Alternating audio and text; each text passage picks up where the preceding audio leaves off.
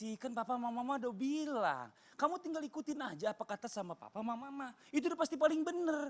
Kamu jangan berpendapat sendiri. Apa papa bilang kan? Akhirnya gimana? Yang papa mama bilang yang bener kan? Pagi-pagi marah-marah. Ya udah bentar lanjut lagi. Kenapa? Mau syuting. Kenapa lagi? Kenapa? Ini biasa Ustadz, anak laki saya yang pertama ini kan makin besar. Ya, Ini ada masanya itu selalu kadang-kadang merasa dirinya itu adalah pendapatnya paling benar. Jadi orang tuanya itu diabaikan. ya Jadi Allah, ya setelah dijalankan malah jadi, Karim. nah kan orang tua bilang apa? Orang tua itu udah pernah makan asam garam. Jadi tahu persis kayak gimana. Saya yakin anaknya yang dimarah-marahin pagi-pagi di telepon begini pasti berkata, mama, papa kenapa selalu saya disalahkan? Iya sebentar. Itu kayaknya pas banget pembahasan gini hari ini aja nih. Pembahasan sinetron. Pembahasan kita bukan, tema kita hari ini itu aja yang kita bahas. Apa memang? Oh mama, oh papa kenapa selalu aku yang disalahkan? Oh Karena mama, kan, oh papa kenapa aku selalu disalahkan? Wah. ini aja deh kita bahas hari ini. Ya udah Ustadz boleh duduk dulu. Makasih banyak Ustadz Iya, iya. idenya. Ya mohon izin. Aduh Masya Allah. Ini kita sambut juga nih jamaah yang ada di rumah yang udah langsung nonton Islam itu Indah. Assalamualaikum warahmatullahi wabarakatuh. Waalaikumsalam warahmatullahi wabarakatuh. Jamaah, oh jamaah. Alhamdulillah. Alhamdulillahirabbil alamin. Alhamdulillah ya. Allahumma sholli ala sayyidina Muhammad wa ala sayyidina Muhammad. Senang banget hari ini kita bisa ketemu lagi di Islam itu Indah.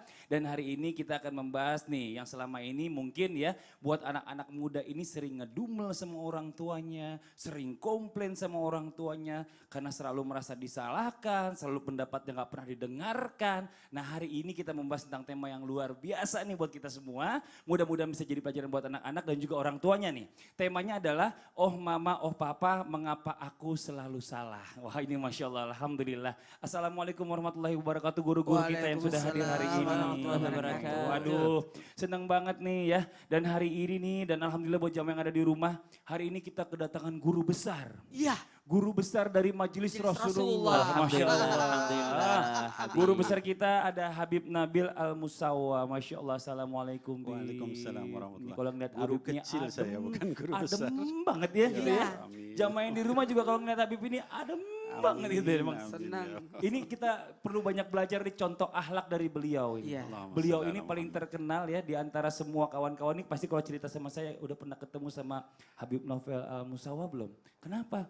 Ini orangnya Habib Nabil Al-Musawa. Ini orangnya kenapa? Orangnya ini humble banget. Amin ya Rabbal Ilmunya banyak. Nah kita harus belajar sama beliau nih. Ilmu padinya benar-benar jalan. Alhamdulillah. Amin. Ya Karena Allah. beliau selalu tersenyum, jadi kita juga ikut tersenyum Masya Allah. bahagia. Ada merasa. bener. Ini senyum semua kayaknya. Betul. Para Buat guru. jamaah yang ada di rumah juga nanti kita akan ada segmen baru namanya ada Petuah Ustadz nih. Nanti akan ada sampaikan oleh guru kita Ustadz Maulana. Petuahnya banyak banget nih buat kita semua nih Masya Allah. Dan Alhamdulillah langsung aja nih kita mau coba membahas satu persatu tentang tema kita pagi hari ini. Berbicara tentang kenapa sih anak ini selalu merasa disalahkan oleh orang tua. Ya Habib nih mohon izin nih Bib nih. Baik. Sebenarnya dalam pandangan Islam nih Bib nih.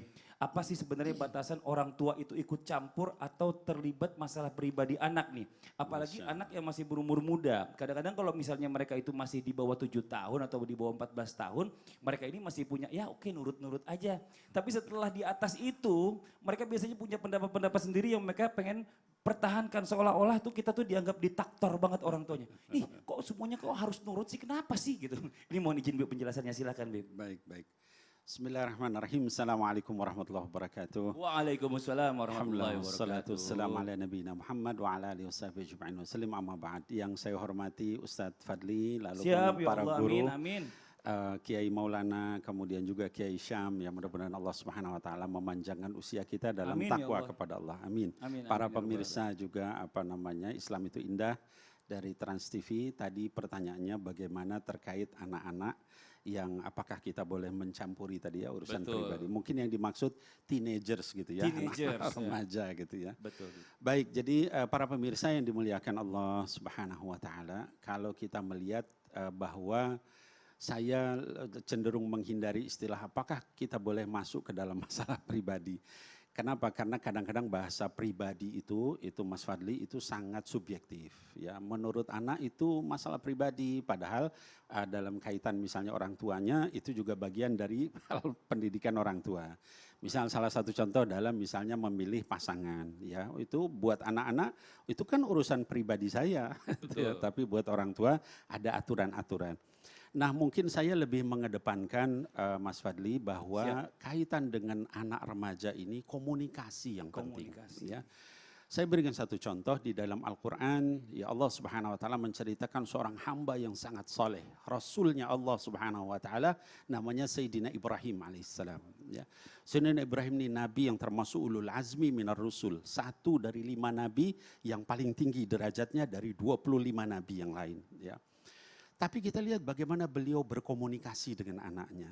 Ya Allah sebutkan dalam Quran, ketika Allah turunkan perintah untuk menyembelih anaknya.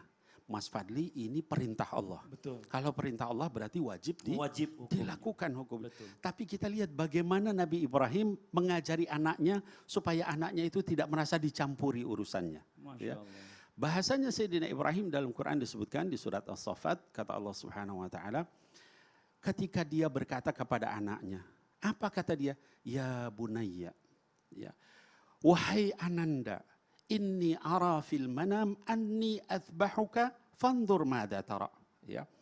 Kalau kita lihat bahasa Arab, kata-kata ya bunayya ini paling tinggi dalam bahasa Arab. Kalau bahasa kita tuh wahai ananda. Ya, Kita kalau sama anak kita begitu ya bahasa. Hei, goblok lu. Astagfirullahaladzim. Di sini nggak ada yang begitu ya insya Allah. Iya. Tapi ini kita contoh seorang Rasul yang begitu mulia ketika memerintahkan satu perintah Allah, bahasanya begitu halusnya. Lalu kemudian dia bilang apa? Inni ara fil manam anni atbahuka. Saya ini melihat dalam mimpi saya menyembelih kamu. Lalu dia nggak bilang, ayo sekarang kita lakukan, tidak. Fandur madza tara. Ya. Saya ingin tahu apa pendapatmu. Masya Allah. Padahal perintah Allah, tapi dia ajak komunikasi. Maka ketika diajak begitu, dihargai begitu, apa jawaban anaknya? Ya abati fa'al ma tu'mar satajiduni insyaallah minas sabirin. Jawabannya adalah, wahai ayahanda, pakai bahasa yang halus juga anaknya, karena orang tuanya kasih contoh gitu kan. Lakukan apa yang diperintahkan sama Allah kepada ayah, maka insya Allah ayah akan melihat saya termasuk orang yang sabar. Kita lihat tuh, ketika orang tua bahasanya halus, bahasanya komunikatif, menghargai sama anaknya, apa balasan anaknya?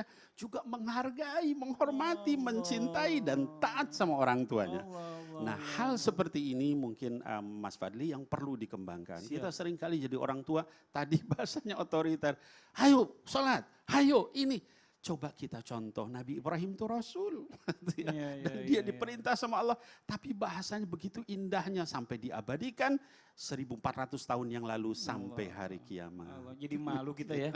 Kita ini sebagai orang tua ini kadang-kadang memang apa ya. Kalau gak sabaran. Gak sabaran bener Bib. Ini lebih cocok kata-katanya. Karena kita ngeliat anak-anak mungkin nih kalau saya sekaligus kenceng. Kalau istri saya tuh ngomongnya 3 kali. Sayang, sholat gitu ya. Belum bangun, balik lagi ketok-ketok. Sayang, sholat ya gitu. Sampai 3 kali, sayang ayo sholat, yuk sholat. Kalau saya nggak pakai gitu langsung, siapa yang belum sholat tuh? Bangun. Astagfirullah, ini belajar nih Masya Allah, luar biasa.